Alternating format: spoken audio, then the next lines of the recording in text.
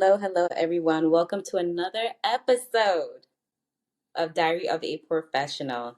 This is Yes, Ashley, yes. Lou here. and we have a lovely guest with us. We have Monica Galvilanes, who is an intergenerational trauma and liberation center therapist, consultant, and educator, and the owner of Roots and Alchemy. And before we get into all about her and our discussion on parentification, we're going to go and talk about our gratitudes. So I'll start. I am grateful for the reset of the new year because you get this whole like, oh, it's the new year. I hear So you. much promise, so much hope, so much planning you can do. So Mm-hmm. I am grateful for that. Yeah, like, ooh, what do I have in store for 2024 that I want to focus on for the year? So I feel like that's what I'm grateful for. Yeah. Yeah.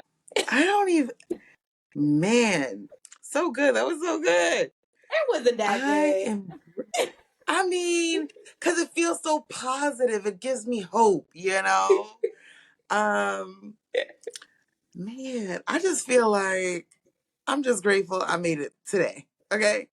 Yeah. Some days feel rougher than others, but it's like that scripture, joy cometh in the morning. And Mm. so yours gave me hope. I have hope for tomorrow. And I'm going to just be grateful for that.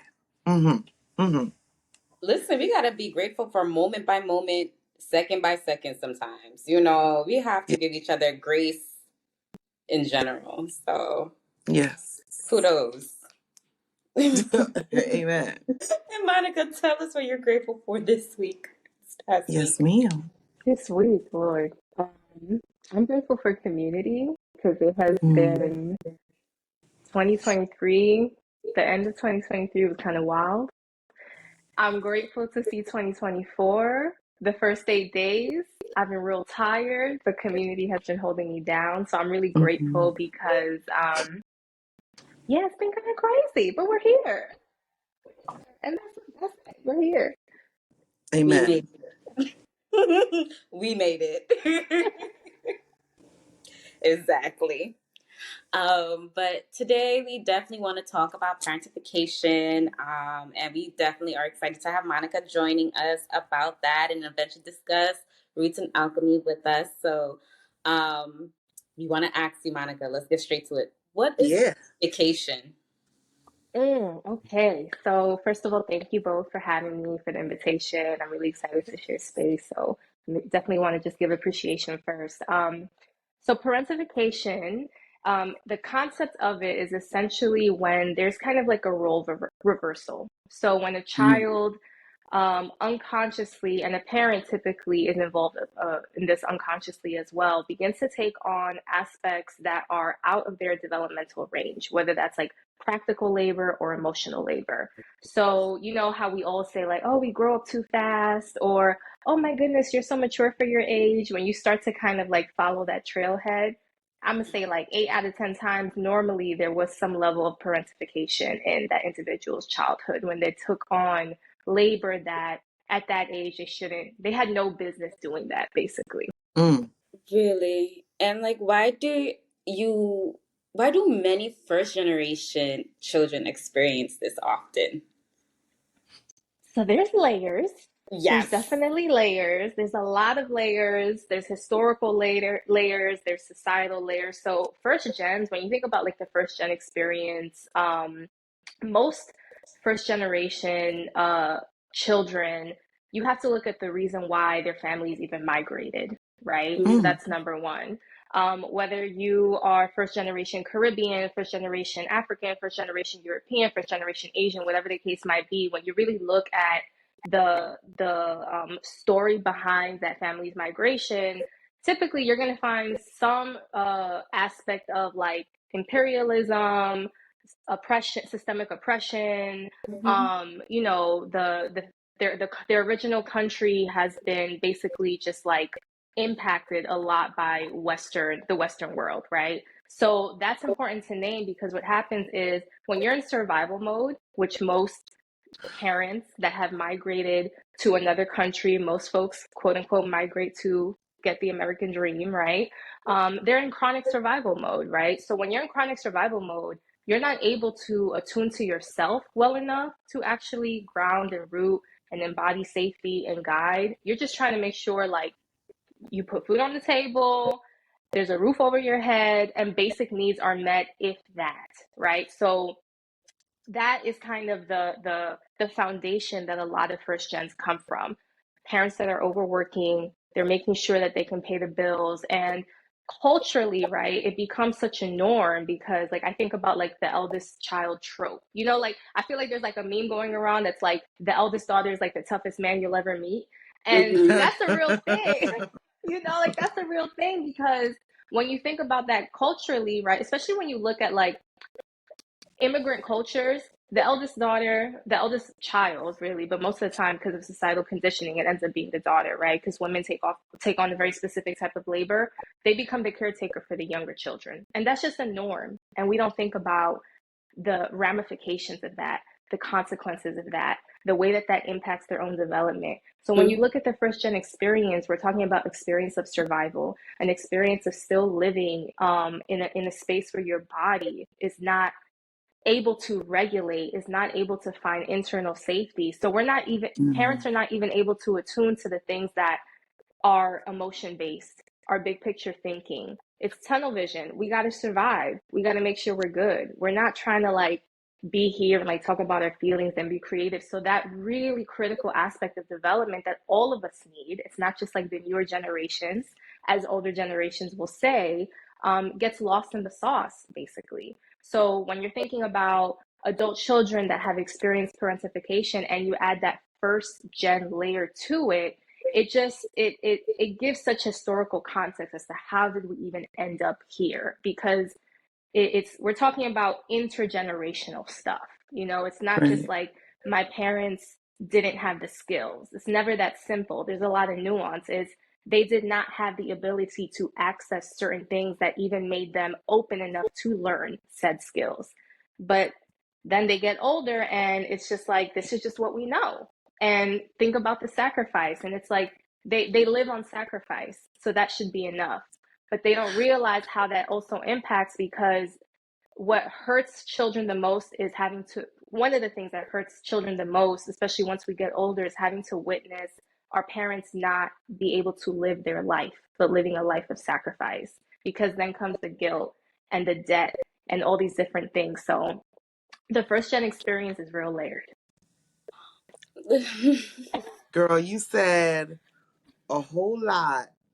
I did it. A whole lot, because it's just so Yeah. much and so true. And then you just see it, whether in your family, whether in your household, Mm-hmm. friends, the world, So yeah, for real. you Like know? it's funny, like my mom always shares this story. So she was the second oldest, but the oldest girl. And by the time she was 7, she was raising the youngest brother. And so much to the point that now he's in his 50s and he's like, that's my mom. And it's like Yeah. that's how she learned to become a mom. And that those were the Yep. skills that then she put into mothering me, which then led me to being under mothered, right? And then Ooh. that just kind of continues the cycle, because until folks become conscious of the fact that, oh, this is why I'm so mature, this is why I'm so grown for my age, this isn't just like a testament to me being a great person. It's like, no, boo, this is a consequence of what you've been through. Let's look at that. It Yeah. just repeats itself and it repeats itself. I mean, in that vein, can you speak on like the effects of when the inner child of the parent has to then like parent their own children? Yeah, How yeah. does that So come into play? when you think about the idea of like you're and all of us, you know, we may grow older in biological age, right? But there's different types of bodies. So the physical body may age, but the emotional body may not age. So when the emotional body does not age, that's when you start to see this idea of like okay, who's really running the show? Is it your inner child that's running the show? And why does that happen? Again, when we don't have the opportunity to develop emotionally in the path that we're intended to. So you have these adults, right? Like you look at them and you're like, I could curse on this, right? You're a grown ass person. Yeah. You're a grown ass adult, but emotionally you have not developed. So you're a little bit stagnant in that place. So you might have a child and you're, a parent that's 30, right? But emotionally you're parenting as a person that might be like 8 or 10 or 12. So that's what I mean when I say like an inner child in your parent is actually parenting you. So what happens is Mm. the role of one of the main roles of the parent is to support the child in understanding their emotional landscape. Because when you think about kids, what happens, right? Anything kind of sets them off.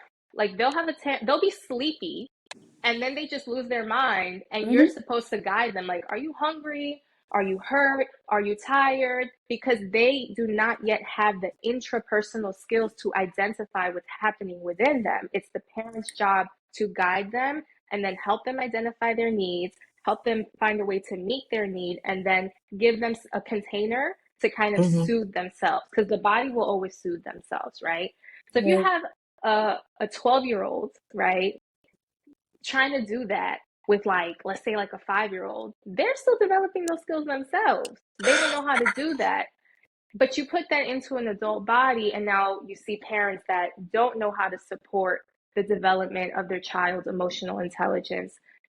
They don't have the ability to emotionally attune to their child, which is like, you may not know what's going on with you, but I can tap in and I know what's going on with you. So follow me and I'll get you there, and continuously reinforcing that learning. So then it becomes embodied in the child. And as they grow up, oh, I feel a little off. I know what that is.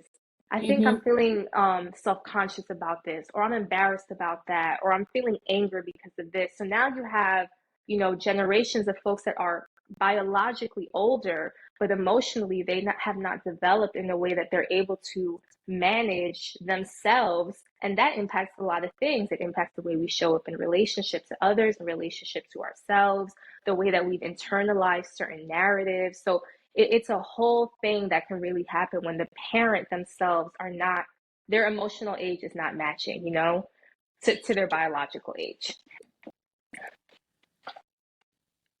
But I just feel, I mean, and it's also once again interconnected with many first generation children experience. Mm-hmm. Um, I just feel as a first gen myself too as well, since they were so sacrificial, Mm. they were not able to really develop Nope. anything emotionally. So having my needs met emotionally did not matter at that time. It Mm. was just like, well, you have food on the table. We're doing this, we're doing that. And I feel like now as an adult, addressing that, has healed me to where I am today. Mm. And I just feel like that's just a step. That's something that is needed for many. That's one of the issues that we have for many first gens. And Yep. I feel like that's like a first step as adults trying to heal that whole process. And even when I have patients and I have, like, for example, kids from different countries and they're having to learn a whole nother language for themselves and their parents and translate. It's like they're 7 years old going on 30. Yep. Yep. Yep. Trying to hold Yep. it down for the whole family, you Mm-hmm. know? And I'm happy we have people like you to really start addressing these kind of things. But I also wanted to ask, like, how or why do we confuse cultural norms with parentification Yeah. too? Well, when you think about the idea of culture, right? It's really just what is normal, what's traditional or normal to a specific group from a specific region, right? So if you Mhm. Right. think about, um, and this is where history is so important in the healing process and learning, right? Because that example I gave earlier, right, where it's like such a cultural norm for the eldest child to look over the youngest. I mean, if we look back, that that's a norm that was birthed from the time when folks were enslaved and they had children and they were not present to take care of their children. And the Mhm. children that they had then were tasked, if they were not tasked with something else, right, to take care of the younger children. So there's so much history in what is a cultural norm. But when I work with folks, this is like a an interrogation I lovingly invite folks in, where it's like, do we know the roots of all of our cultural norms? And nuance is always really important, holding two truths at the same time. You can take pride because there's pride. This is how we survive. This is how we made it through. It's not that there's something wrong with it, but we have to understand what becomes our culture oftentimes, especially if you're coming from historically oppressed bodies, is really just another way that we had to learn to survive. Mhm. And if that wasn't the case, because enslavement is not just a history, right? When you look beyond that, how did we operate? What was going on? So that confusion, when you do not become curious about it, you just perpetuate it, right? When Mm-hmm. you don't interrogate it, you just don't question it and you pass it on. And then, especially in the first gen experience, there comes that sense of like, I'm going against my culture. Like, what do you mean? Like, we don't do that. Y'all do that, but we don't do that. That's not how we operate. Like, we don't do that to our parents. Like, I don't know, because it's such a but when you think about trauma, right? One of the ways that the body expresses trauma is this idea of black or white thinking. It don't got to be either or, right? It's not Mhm. I abide by these cultural norms or I totally go against them, right? And that's bad and that's this. There's so many other options. But until your body's able to get to a space where there's enough capacity to even imagine, it's Mhm. hard to land there, right? But that's definitely a big point of reflection, that when if you're identifying as a first gen, or maybe not a first gen, right, but like this whole parentification piece, that culture aspect, what informs it? Because a lot of what is our culture is really rooted in the trauma that we've been through. Not all of it, but a lot of it. Yeah. You have said, like, from everything from the lack of emotional regulation to going back to slavery, it's so deep, it's so ingrained that Yeah. yes, it is culture, it is our norm. Mm. So I feel like we are the generation that is just trying to break down walls and no longer survive, but Mhm. thrive. Mhm. Mhm. Um, but like logistically, like realistically, what steps can people start to take to kind of,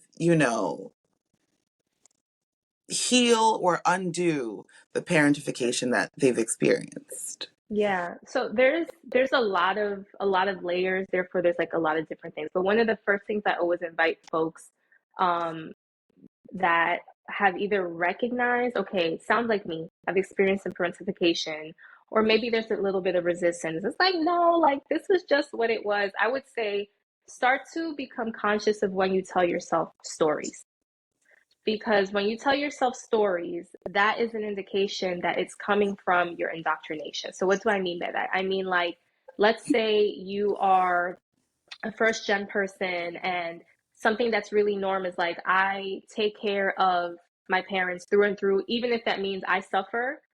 I am obedient and I take care of my parents, even if they're like rude to me, they hurt my feelings. There's no does not exist in the dialogue between me Mm-hmm. Mhm. and my parent, right? Mm-hmm. So if you're invited to be like, okay, well, why is that? Well, because if I say no, then this and this and this, that's storytelling.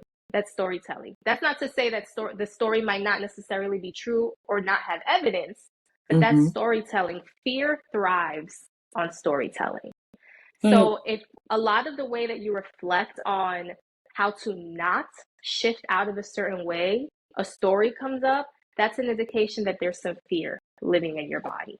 And if there's some fear living in your body, then you really want to get curious as to, what is the fear? Is it that, my family will abandon me? My parents will get really upset with me. If I don't operate like this, they're not going to call me. I'm not going to hear from them. Like, if I don't give them what they want, they only look for me when they need something. So, I'm going to be all alone, whatever the case might be. But start to interrogate the fear. I'm intentionally describing it in a way that feels very slow Mm-hmm. because this kind of stuff it's epigenetical. It's so ingrained in the way that our DNA has had to change because of trauma that there is no quick fix, right? So the first step Yeah. is trying to become conscious of it, because in that consciousness, you're really supporting the body's window of tolerance. So it's like, okay, I Mm. could say no, I'm going to set a boundary, but that's really scary. You might not be able to tolerate that. Okay, boo, that's okay. So just think about it first. Think about it first. Let's imagine, let's explore. And as your tolerance starts to build up, then maybe it means actually saying, no, you know what, mom, I can't do that for you this time, Yeah. And you can tolerate maybe a parent throwing their own tantrum, right? If they are a little emotionally Mm. mature, that might be a thing because parents throw tantrums all the time. But that's always a really good first step. And then after that, I would say trying to find practices, whether that is in reading books, in journaling, and meditating, and sometimes folks just like reflect in a way that can feel really good. But starting to see if you can get to know what your needs are, because one of the biggest aspects of parentification is this idea of self-abandonment. I've had to abandon myself in order to center you and take care of you. So now I don't know what my needs are. I don't know how to meet my needs. I'm uncomfortable with even identifying and expressing my needs. Yeah. But before we even get to that, it's like, okay, but what are your needs, right? And they don't have to be this like super lofty, like complex thing. Sometimes someone's needs might just be like, you know what, I actually need a lot of alone time. I'm always out in the mix, but I actually need a lot of alone time. That's a need, right? So that recognition of in what ways have I abandoned myself? What are the parts of me that I've had to bury in order to survive? Are really good points of reflection. And I'm a therapist that critiques Western therapy all the time. But if you find a good therapist, that is always another place because then you have a support. And specifically for this, you have a space where you get centered Mm-hmm. Yeah. and you don't have to show up and give, but all you get to do is show up and receive and be in relationship with somebody that can attune to you, which is what we've always needed. Yeah.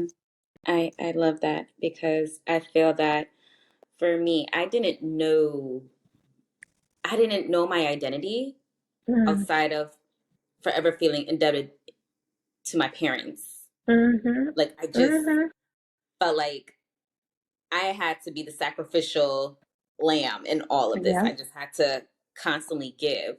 And it took a while, and maybe still a work in progress, just It to will always really be. at times just holding boundaries, saying no, kind of figuring out, wait, but who am I now out of this role? Who am I? Mm-hmm. Mm-hmm. Wait, Yeah. who am I? What is my identity? So Mm-hmm. I definitely, the whole storytelling definitely resonated with me because there is a fear. Because I feel like storytelling for me was always with my girlfriends, but a lot of times it was a lot of fear, Yeah. into what I really wanted to do. And then scared of that. Mm-hmm. Then who am I if I make this step? So Mm-hmm. yeah, Mm-hmm. it's so true. It's so I true. think it's so crazy how, like, when you're describing these things, because I think because, especially if you are around people who are of the same or similar cultures, you might not see anything wrong or crazy about it because we're all doing it. But when it Yep. shows up in relationships, Yep. when it shows up in intimate relationships, and sometimes you don't know how to receive love because you've never had it, Mm-hmm. or you're constantly giving because you think Mm-hmm. that's love, and then there's someone taking advantage of it. It just, in so many different ways, it can just show up, and it's like, no, you don't have the tools to figure Mm-hmm. that out. Hmm. Yep. But it's very apparent. And some people might think it's one thing, but it's like, you know how they say everything goes back to your childhood. And it's like, Mm-hmm. it goes back to your parents' childhood or Yeah, even before Yeah. that. yeah, Exactly. Mm-hmm. Mm-hmm. Yeah, it's like, like the label people pleaser is like very popular. Right. I'm not the biggest fan of it because I think it doesn't give it as much context. But I saw something somewhere. I wish I could quote where I find these things, but I don't remember anything. Where it was like, before you were a people pleaser, you were a parent pleaser. And that is how that's your foundation, right? Yeah. Because that was your parents' foundation. And how does then that, I mean, most people in my experience and most of my colleagues, a lot of folks come to therapy after a breakup, right? Because then that's the realization of like, oh, I was wilding out in that relationship, or how did that Right. happen, or how did they take advantage of me? How did I get here? How did I get here? What happened? Because that those relationships and romantic relationships tend to bring out a lot of that like parent projection because Mm-hmm. of the type of intimacy that's being shared. You know, like with platonic relationships, you can sometimes get away with having a barrier and folks not noticing. But in Mm-hmm. romantic relationships, the goal is to build intimacy. So a lot of these things start to play out. It's true. It's true. I think on so many different levels in that I want to say no, but the fear of the consequences, Mm, it's and or even the fear of failing. Like we don't have that safety net to fuck up because yep. of that guilt of what is being expected of you, of how you are Yeah. being relied on. That's a lot of stress and that's a lot of Mm-hmm. pressure. It's not just Mm-hmm. like, okay, I didn't show up to work, or I don't do this, or I don't come back home in time to watch like my little sibling or whatever it might be. Yep. The consequences feel heavier and you can't mess that up. Yep. Yep. Yeah. And you see, and last thing I'll say is you see how we talk about the inner child, how your parents' inner child will operate through them, even though they're an adult. Same thing applies to us then, right? Noticing how our own inner child that's holding the fear, that's holding that conditioning will express itself through us. So like we're adults and we go to our jobs and we have 401ks and we pay our bills, Mm-hmm. but that those parts of us are still in there if they and they can get activated if they haven't been given the chance to like be witnessed and really kind of like tend to whatever is an old wound. All Mm-hmm. that stuff will continue to play out in the exact way that you described. So, speaking of healing Yes, let's get previously, to that part. in December, you had a virtual healing circle, right? Big shoes, little Mm-hmm. feet. Tell us Mm-hmm. about the 12-week process of this. Yeah, so it's a group specifically for first gen identified daughters, and it's called a healing circle intentionally because at the core of it, it's really a space where I work on basically helping curate like opportunities for relationship because the parentification wound at its core is what we call like a relational wound. And a Mm-hmm. relational wound basically is just like injury that has occurred when we try to connect. And therefore now it Mm. informs fears around connection and intimacy and vulnerability and showing up honestly and authentically. So that is why relational wounds they have the best opportunity to kind of get tended to when the medicine is also relational. So community is so important when it comes to parentification being a part of your story, and the reason why that is because one of the biggest things is trust. When you experience parentification as a child, one of the unconscious things that we like really internalize is like, I can't trust that you are going to take care of me. I can't trust that you're going to help me. I can't trust that you're going to be there. Or sometimes it sounds like I can't trust that you won't hurt me or you won't judge me or there won't be those consequences, right? There's a big trust wound. And that makes it hard to be in relationship. So the 12-week circle is really an opportunity for folks to get, a real like cognitive, heady understanding of their experience. But what's Mm-hmm. happening in the backdrop, both consciously and also unconsciously is these women are getting to connect together. They're getting to connect and truthfully and like really just like in a raw way talk about what they've experienced. Because even though it's like so normal, it's something folks don't really talk about only if you have gained consciousness around what's happened to you, So they really have a chance to talk about, be in relationship with topics like how did it impact their identity? How did it impact their relationship to trust? How did it impact their relationship to self worth? It's very strength based in the sense that we're not just going to talk about the wounds, but how are we able to reframe our narratives? Because like being a people pleaser gets a bad rap, right? But I'm like, you have a big heart. That's not a bad thing. You don't have to change yourself. You don't have to be ashamed of the fact that you're such a giver. You don't have to become this really boundaried, rigid, strict, alternative version of yourself if it does not feel authentic. But it's more Mhm. about understanding the roots of it, because once you find that harmony and balance within yourself, then the giving does not go away. It just feels a little different, right? So Yeah. they kind of get to be with these topics, and Healing Circle is taken from First Nations people, which is really I really appreciate the way that they frame, like, the medicine is just you showing up. Mm. Like, you don't have to, and especially with parentification, because we're also used to being like, oh, I have to show up and give. I have to be the best student. I have to show out. I have to say something. Like, part of the group is like, if you need to be off camera and not say a word today, that's cool. Just be present. That's all you Yeah. need Hmm. to do. And maybe you want to just receive the information. If I ask a question and everybody's silent, nobody has anything to say about it, okay. Because how quick are you to jump to be like, oh my God, let me say something because this is awkward? No, no, no. This. Hmm. Therapist, I'm real good with silence. We don't have to say anything. It's okay. Sitting that Your silence, presence, baby.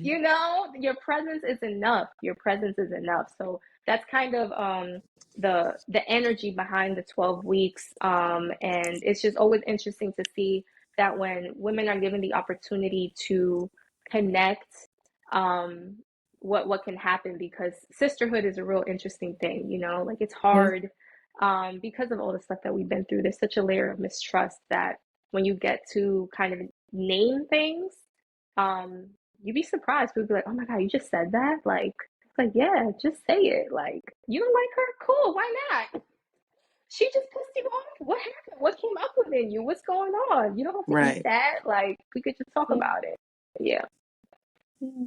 I love it. I love it. Ah, what would you say is like the best piece of advice you can give, an adult trying to, what's the word to use? Who's struggling as an adult with, parentification? What's like your number one, who's trying to identify Hmm. and finding themselves I and would dealing with it? say remain ever suspicious of your motivation, Mm. because Ooh. that when you get curious about the why behind why you do things, then you get to know yourself a little bit. You get to know all of you. You get to know the parts of you that maybe give you a little cringe. You Okay. get to know the parts of you that might bring up some shame. You get to know the parts of you that you worked really hard to hide from others and maybe even yourself. But I would say one of the interesting things that our bodies and our minds do is they really learn how to adapt in order for us to survive. And the body understands that the best route to survival is to avoid discomfort. So if you kind of commit to this practice of like, no, but I really want to do that. Why do I really want to do that? Yeah. See what truth comes up, because the truth, as one of my good friends always reminds me, the truth is the medicine. Because you'll be surprised how often we lie to ourselves on the daily. Often. So, so We're a little just delulu remember, out here. so if we can compassionately, so it's not to judge yourself, Mhm. it's not to um have more ammo for your shame, or like, it's not commentary on who you are, it's commentary on how you've had to survive. But get suspicious on your motivations, and you'll get a lot of good information.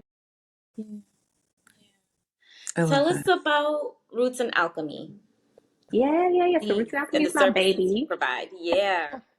That's my baby I birthed like 4 years ago. So Roots and Alchemy, that's the name of my private practice, and it really exists with two pillars. So with Roots and Alchemy, being a liberation centered clinician, it was really important. It's always important for me to not divorce the systemic from the personal. It's really important for me to have a space where communities of color are not pathologized, and we don't marry ourselves to Western psychological labels like depression and anxiety and ADHD and bipolar this and Mm. bipolar that, because what we've all experienced ancestrally and presently is a lot of complex trauma, and we're still living under a system that we're like in vivo trauma. It's not like the trauma happened, it's like literally still going on. So it's impossible to take that out. So what we do is really fuse like systemic understanding and mental health, because they don't have to be two separate conversations, they come together. So I do individual therapy with folks through that lens, which is, I love that work so much. Seasonally, I do groups similar to like the one I talked about in December. So, because I'm always, as a formerly parentified child, I could do the most all the time. So I have to check myself daily. So I do them seasonally, like once a year. And then the other aspect of that is working with therapists. So, and I love it. I work with therapists. I do consultation groups to really center the humanity of therapists, because no surprise, most therapists are formerly parentified children themselves. This is how we ended up being really good helpers. We've been doing this to be like five. So we do skill building with therapists because we wow out just like the people that we support. And then I also, I'm developing to bring back some courses that I'll be doing for therapists as well around like liberation work and psychology. Yeah. So that's Roots and Alchemy. Yes. I love it. Yes. Where can the Very people necessary. find you? Very Yeah. Thank you so much. So on Instagram is probably the best place at Roots and Alchemy. And then my website is rootsandalchemypllc.com. I'm based out in New York. So the therapy work that I do with folks, because the government's always in my business, has to be for New York State residents. Right. But coaching can be any state.